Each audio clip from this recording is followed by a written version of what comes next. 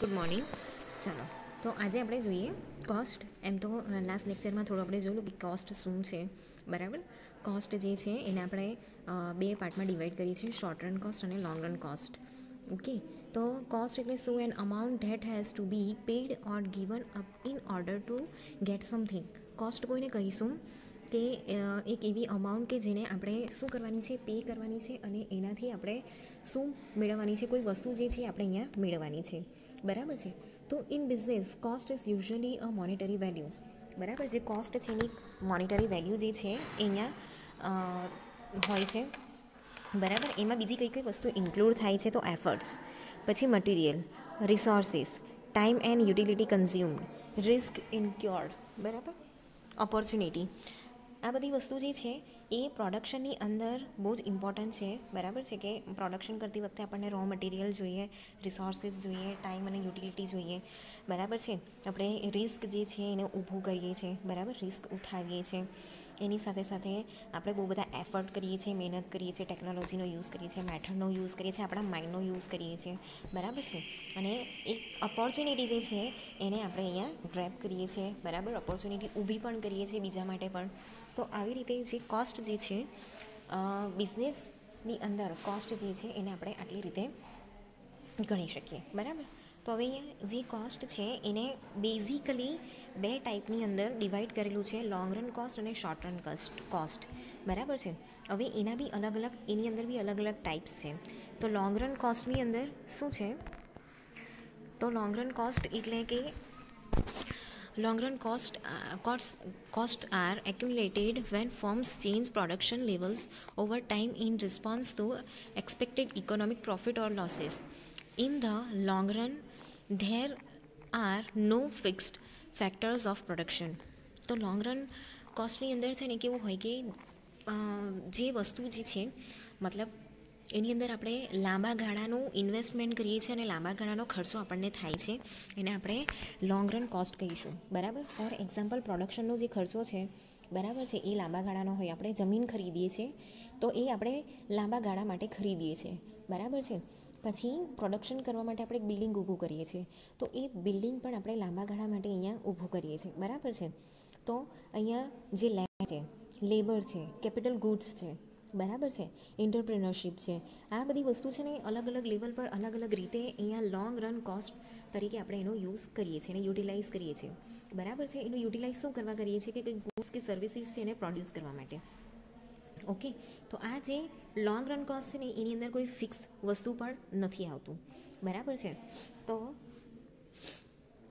બીજી વસ્તુ અહીંયા લેબર. તો લેબરને આપણે કેવું છે કે પ્રોડક્શનના કામમાં લેબર આપણને બહુ બધા જગ્યાએ અને બહુ લાંબા ટાઈમ સુધી આપણને કામ લાગવાના છે. બરાબર, ફ્રેશર્સ હોય કે પછી ટ્રેન્ડ હોય, એ લોકો આપણને કામ લાગે છે. તો આવી રીતે આ લોંગ રન કોસ્ટની અંદર ઇન્ક્લુડ થાય છે. હવે લોંગ રન કોસ્ટ જે છે, બરાબર છે, એની અંદર આપણે એનું બરાબર પ્લાનિંગ કરીએ અને એનું વ્યવસ્થિત ઇમ્પ્લિમેન્ટેશન કરીએ. બરાબર છે, તો એ જે પણ પ્રોડ્યુસર છે એને સારો એવો અહીંયા પ્રોફિટ કરાવી શકે છે. ઓકે, તો they analyze the current and projected state of market in order to make production decision.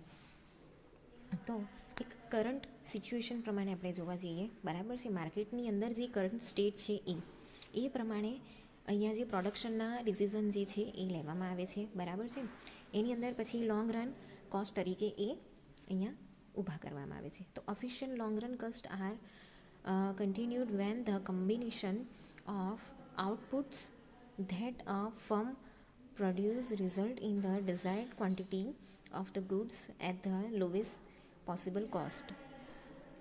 તો આ જે લોંગ રન કોસ્ટ છે, બરાબર છે, એ અફિશિયન્ટ હોવું પણ એટલું ઇમ્પોર્ટન્ટ છે, કેમ કે એ કન્ટિન્યુઅસ ચાલતું વસ્તુ છે. બરાબર છે, અને એની અંદરથી આપણે જે પણ વસ્તુ પ્રોડ્યુસ કરીએ છીએ, બરાબર છે, એના ઇનપુટમાંથી આપણે જે પણ વસ્તુ પ્રોડ્યુસ કરીએ છીએ એની અંદરથી આપણને જે પણ આઉટપુટ મળે છે, જે પણ રિઝલ્ટ મળે છે, બરાબર છે, એ કેવું છે કે એ સારું હોવું જોઈએ. તો જે લોવેસ્ટ પોસિબલ કોસ્ટ છે એની અંદર આપણે અહીંયા વસ્તુ જે છે આખી ચલાવવાની છે. ઓકે, એના પછી છે example of long run decision that impact a firms cost include changing the quantity of production, decreasing or expanding a company and entering or leaving a market. તો આની અંદર કેવું છે કે લોંગ રન જે ડિસિઝન્સ છે એની ઇમ્પેક્ટ છે ને શેના પર પડે છે, સીધા જે ફર્મ્સની અંદર જે કોસ્ટિંગ થાય છે ને એના પર, બરાબર છે. તો એની અંદર શું છે, changing the quantity of production, બરાબર છે. તો પ્રોડક્શનની જે ક્વોન્ટિટી છે એની અંદર ચેન્જિંગ આવવું, બરાબર છે. કંપની જે છે એનું એક્સપાન્ડિંગ કરવું કે પછી એનું ડિક્રીઝિંગ કરવું, બરાબર છે. કે માર્કેટની અંદર એન્ટરિંગ થવું કે પછી એનું લીવ કરવું, એ બધી વસ્તુ જે છે એ અહીંયા આવે છે. ઓકે, તો આ થયો લોંગ રન કોસ્ટ. એના પછી આપણે જોઈએ શોર્ટ રન કોસ્ટ. તો જે શોર્ટ રન કોસ્ટ છે, બરાબર છે, એ એની અંદર કેવું છે કે એ પ્રોડક્શનની પ્રોસેસ જ્યારે થતી હોય ને, બરાબર છે, તો એની અંદર અમુક કોસ્ટ જે છે, બરાબર, જે શોર્ટ ટાઈમ માટે આપણે એને યુઝ કરતા હોઈએ, બરાબર છે. દાખલા તરીકે એમ્પ્લોયની સેલરી, બરાબર છે. તો એ કેવું છે કે આપણે 1 મહિના માટે આપી દઈએ છીએ, બરાબર છે. તો એવી રીતે મહિનાની આપણે સેલેરી આપીએ છીએ, બરાબર. તો એ શોર્ટ રન કોસ્ટ આપણે એને ગણીએ. એવી રીતે રો મટીરિયલ મંગાવીએ છીએ. તો રો મટીરિયલનું પેમેન્ટ કેવું હોય કે માની લો કે 55,000નું આપણે મંગાવ્યું, તો 55,000નો ચેક આપી દીધો આપણે, બરાબર. તો એ શોર્ટ રન કોસ્ટ કહેવાય, બરાબર. પછી રો મટીરિયલ જે છે એ આપણને 6 મહિના બી ચાલે, 4 મહિના બી ચાલે, ડિપેન્ડ કરે, બરાબર. તો short run cost are accumulated in real time throughout the production process. તો જેટલી બી પ્રોડક્શનની પ્રોસેસ ચાલે છે ને એની અંદર એ થોડા ટાઈમે એ આવતું રહે છે, બરાબર. એ રેગ્યુલર જેવી રીતે લોંગ ટર્મની અંદર કેવું છે કે એ લોંગ ટાઈમ માટે ચાલે છે, એવી રીતે શોર્ટ રનનું પણ એવું છે, બરાબર છે. એ આખા પ્રોડક્શન પ્રોસેસની અંદર ચાલે છે, પણ એમ શોર્ટ એરિયાની અંદર એ ચાલે છે. તો fix cost are no impact of short run cost, only variable cost and revenue effect the short run production, બરાબર. એવી રીતે આ ફિક્સ કોસ્ટ છે ને એ પણ એક કોસ્ટનો ભાગ છે, બરાબર છે. તો શોર્ટ રન કોસ્ટ એટલે શું કે જે વેરિયેબલ કોસ્ટ છે એ જે ચેન્જ થયા કરતા હોય ને એ, બરાબર. બીજું છે જે રેવન્યુ છે એ, બરાબર, જે પણ રેવન્યુ ઊભું કરેલું છે ને એ. તો જે વેરિયેબલ કોસ્ટ છે એ ચેન્જ વિથ ધ આઉટપુટ. ચાલો તો આગળ જોઈએ કે in the long run there are no fix factor of production. તો અહીંયા જે ફેક્ટર્સ ઓફ પ્રોડક્શન છે, બરાબર, એ લોંગ રન કોસ્ટની અંદર કોઈ જ ફિક્સ નથી. ઓકે, એના પછી છે the land, labour, capital goods and entrepreneurship all vary to reach the long run. આપણે જોઈએ variable cost change with output. Example of variable cost include employ salary and cost of raw material, બરાબર. તો એમ્પ્લોયને જે salary provide કરવામાં આવે છે, બરાબર, એ variable cost કહેવામાં આવે છે. વેરિયેબલ કોસ્ટ એટલે જે ચેન્જ થતું હોય એ, બરાબર છે. હવે એની અંદર કેવું હોય કે કોઈ ફ્રેશર એમ્પ્લોય હોય તો એની 10,000 સેલરી હોય, બરાબર. કોઈ એક્સપિરિયન્સવાળું હોય તો કોઈની 12 હોય, કોઈની 14 હોય, એ પ્રમાણે હોય, બરાબર છે. હવે માની લો કે 1 વર્ષ થઈ ગયું, ઓકે, તો હવે 10,000 વાળાની 12,000 થશે, 12,000 વાળાની 14 થશે, 14 વાળાની 16 થશે, બરાબર. તો એની અંદર છે ને વેરિએશન આવ્યા કરે છે. એવી રીતે જે રો મટીરિયલનો કોસ્ટ છે, બરાબર, એ રો મટીરિયલનો કોસ્ટ મેં તમને કીધું એ પ્રમાણે કે 55,000નો માની લો કે આપણે મંગાવી લીધો, બરાબર છે. પછી એને છે ને કેવું હોય કે આપણે એકવાર આપી દીધો, એનો ચેક આપી દીધો, એનું પેમેન્ટ થઈ ગયું કે માની લો કે 22,000નો આપ્યો, પછી થોડાક આપ્યા, એવી રીતે બી આપીએ, બરાબર છે. હવે એકવાર 55,000નું મંગાવ્યું, બીજી વાર જે છે તો આપણે 1,00,000નું મંગાવ્યું, બરાબર. ત્રીજી વાર મંગાવીએ તો 50,000નું જ મંગાવીએ છીએ, ઓકે. તો એની અંદર બી વેરિયેબલ આવતા રહે છે, ઓકે. રો મટીરિયલ કેટલી જરૂર છે એના પર ડિપેન્ડ કરે છે. The short run cost increase and decrease based on variable cost as well as the rate of production. તો જે શોર્ટ રન કોસ્ટ છે એ ઇન્ક્રીઝ બી થઈ શકે છે અથવા તો ડિક્રીઝ પણ થઈ શકે છે, બરાબર. વેરિયેબલ કોસ્ટ જે છે એની પર ડિપેન્ડ કરે છે. મેં તમને કીધું ને કે કોઈ વાર આપણે 55,000નું મંગાવીએ, કોઈ વાર 1,00,000નું મંગાવીએ, કોઈ વાર 50,000નું મંગાવીએ, બરાબર. એવી રીતે અલગ હોય છે. તો એની અંદર કેવું છે કે જે ફર્મ છે, બરાબર, if a firm manages its short run costs well over time, it will be more likely to succeed in reaching the desired long run cost and goals. તો અહીંયા કેવું છે કે શોર્ટ રન કોસ્ટ છે એને આપણે બરાબર મેનેજ કરીએ, બરાબર છે, ટાઈમ પર એને બરાબર મેનેજ કરીએ તો આપણે અહીંયા કેવું છે કે લોંગ રનના કોસ્ટ છે કે શોર્ટ રનના કોસ્ટ છે એનો આપણે સેવિંગ્સ કરી શકીએ છીએ, એને બરાબર બચાવી શકીએ છીએ, બરાબર છે. તો આ રીતે શોર્ટ રન અને લોંગ રન કોસ્ટ છે, બરાબર, એને આપણે બરાબર મેનેજ કરીએ અને બરાબર વ્યવસ્થિત રીતે અહીંયા એનું મેનેજમેન્ટ કરીએ ને, બરાબર, તો ત્યાંથી પણ આપણે સારી રીતે એનું મતલબ જે કોસ્ટ છે એને બરાબર યુટિલાઇઝ કરી શકીએ છીએ. ચાલો તો હવે આપણે નેક્સ્ટ જોઈએ ફિક્સ કોસ્ટ એટલે કે ઇનડાયરેક્ટ કોસ્ટ અને ઓવરહેડ્સ. બરાબર છે. તો જે ફિક્સ કોસ્ટ છે એને આપણે ઇનડાયરેક્ટ કોસ્ટ પણ કહીએ છીએ, ઓવરહેડ પણ કહીએ છીએ. બરાબર, અલગ અલગ નામથી આપણે એને ઓળખીએ છીએ. તો in economics fix cost are business expenses that are not dependent on the level of goods or services produced by the business. તો આ જે ફિક્સ કોસ્ટ છે ને, બરાબર છે, એ પણ બિઝનેસ એક્સપેન્સીસની અંદર જ આવે છે. Okay, they tend to be time related such as salaries, rent being paid per month and are often referred to as overhead cost. બરાબર, ઓવરહેડ કોસ્ટ કહેવાય છે આ. બરાબર છે, એટલે કે જે પ્રોફિટ થયો પ્રોડક્શન પછી જે પ્રોફિટ થયો એ પ્રોફિટ સીધો નથી ગણાતો. એની અંદરથી આપણે શું કરવું પડે, જે રેન્ટ આપવાનું હોય, ભાડું આપવાનું હોય, સેલેરી આપવાની હોય, રોજ આપવાનો હોય, બરાબર, એ બધી વસ્તુ પણ એની અંદરથી કાઢવી પડે. તો એને કહેવાય ફિક્સ કોસ્ટ. બરાબર, તો જે વર્કર્સ છે એ લોકોને આપણે સેલેરી પ્રોવાઈડ કરીએ છીએ, બરાબર, કે રોજ પ્રોવાઈડ કરીએ છીએ. ઓકે, તો એ ફિક્સ હોય કે માની લો મેં તમને આગળ કીધું એ પ્રમાણે કે 10 છે, કોઈની 12 છે, બરાબર. તો એ રીતે જે સેલેરી છે એ પછી પર મંથનું જે ભાડું આપણે આપવાનું છે એ, માની લો કે મશીનરી રેન્ટ પર લીધી છે, જમીન રેન્ટ પર લીધી છે, બરાબર, કે દુકાન રેન્ટ પર લીધી છે, જગ્યા રેન્ટ પર લીધી છે, તો એનું ભાડું. તો આને કેવું છે કે ઓવરહેડ કોસ્ટ ગણવામાં આવે છે. Fix cost are not permanently fix. હવે આ જે ફિક્સ કોસ્ટ છે ને એ પરમેનન્ટલી ફિક્સ નથી, એની અંદર પણ ચેન્જ આવ્યા કરે છે, એટલે એની અંદર બી એ વેરિયેબલ છે. તો they will change over time but are fixed in relation to the quantity of production for the relevant period.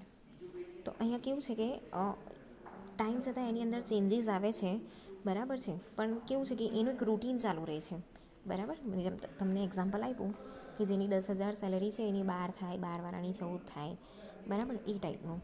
તો એવી રીતે ભાડું છે તો એ ભાડું બી માની લો કે 4,000 છે તો એનું 5,000 થાય, 4,500 થાય. એ સમય પ્રમાણે જેમ જેમ જેવી પરિસ્થિતિને જેવો સમયને જેવો વપરાશ એ પ્રમાણે વધ્યા કરે. હવે માની લો કે આપણે જગ્યાઓ વાપરવાની ઓછી કરી દીધી તો 3,000 ભાડું બી થઈ જાય. ઓકે, તો આવી રીતે કેવું છે કે ટાઈમ વાઇઝ એ ચેન્જ થયા કરે છે. તો total fix cost for all fixed inputs of the firm per time is called total fix cost. For example, firm taking land on lease ₹1 lakh, લાખની સ્પેલિંગ ખોટી છે, 1 lakh per month and borrow money on interest of 20,000 per month. So total fixed cost per month is 1,20,000 per month. બરાબર, એના પછી છે variable cost. તો variable cost એટલે શું? તો variable cost are cost that change in proportion to the goods or services that a business produce. તો variable cost છે ને એની અંદર કેવું હોય કે એ બધું અલગ, મતલબ જે કોસ્ટ હોય ને એની અંદર ચેન્જીસ આવ્યા કરે. બરાબર, they can also be consider normal cost, fix cost and variable cost makeup the 2 component of a total cost. For example, assume a business produce clothing. બરાબર, એક બિઝનેસ છે જે શું પ્રોડ્યુસ કરે છે? ક્લોથ. બરાબર, કપડાં, ગાર્મેન્ટની કપડાં. બરાબર, variable cost of this product would be the direct material cloth. બરાબર છે, એન્ડ ધ ડાયરેક્ટ લેબર. અહીંયા બે વસ્તુ જે છે એ બને છે, બે વસ્તુને અહીંયા કન્સિડર કરવામાં આવેલી છે, ક્લોથ અને જે લેબર છે એને. બરાબર, if it tax 1 laborer 10 feet of cloth and 5 hours to make a garment, then the cost of labor and cloth increase if 2 garments are produced. બરાબર છે, તો અહીંયા કેવું છે કે 10 ફૂટનું એક ક્લોથ જે છે એ રેડી કરવામાં 5 કલાક લાગતા હોય. બરાબર છે, એક આખું ગાર્મેન્ટ બનાવતા એને 5 કલાક લાગતા હોય. તો એ જે છે, બરાબર, એ જ્યારે એને ડબલ કરશે, બરાબર છે, એ 2 બનશે તો એને કેવું છે કે પ્રોડક્શન કરતાં બી વાર લાગશે ને એના કલાક પણ વધારે જશે, બરાબર. તો જો અહીંયા આપણે જોઈએ તો ક્લોથ ડાયરેક્ટ મટીરિયલ્સ, એક ગારમેન્ટ 10 ફૂટનું તો એને 5 કલાક લાગે છે, બરાબર. તો એ 20 ફૂટનું બનાવે છે, બરાબર, ત્યારે એને 10 કલાક લાગે છે. અને ત્રીજું ગારમેન્ટ તો એ 30 ફૂટનું બનાવે છે તો એને 15 કલાક લાગે છે, બરાબર છે. એટલે અહીંયા છે ને કેવું છે કે એ વેરિએશનમાં છે. પહેલાં એને ડબલ લાગ્યા, હવે 30 ફૂટનું બનાવ્યું ને તો કેવું છે કે એની સ્પીડ આવી ગઈ, કન્ટિન્યુઅસ બનાવે છે એટલે એની સ્પીડ આવી ગઈ. ઓકે, તો એટલા માટે 15 કલાકમાં એણે 30 ફૂટનું ગારમેન્ટ બનાવી દીધું. The amount of materials and labor that goes into the each garment increase in direct proportion to the number of garments produced. In this sense, the cost varies as production varies. તો અહીંયા જે material છે, બરાબર છે, કે પછી જે labour છે એની અંદર કેવું છે કે જેમ જેમ અહીંયા એ ઇન્ક્રીઝ થતા જાય છે ને, બરાબર છે, એમ અહીંયા જે લેબર છે ને એ પણ અહીંયા ઇન્ક્રીઝ થતા જશે, બરાબર છે.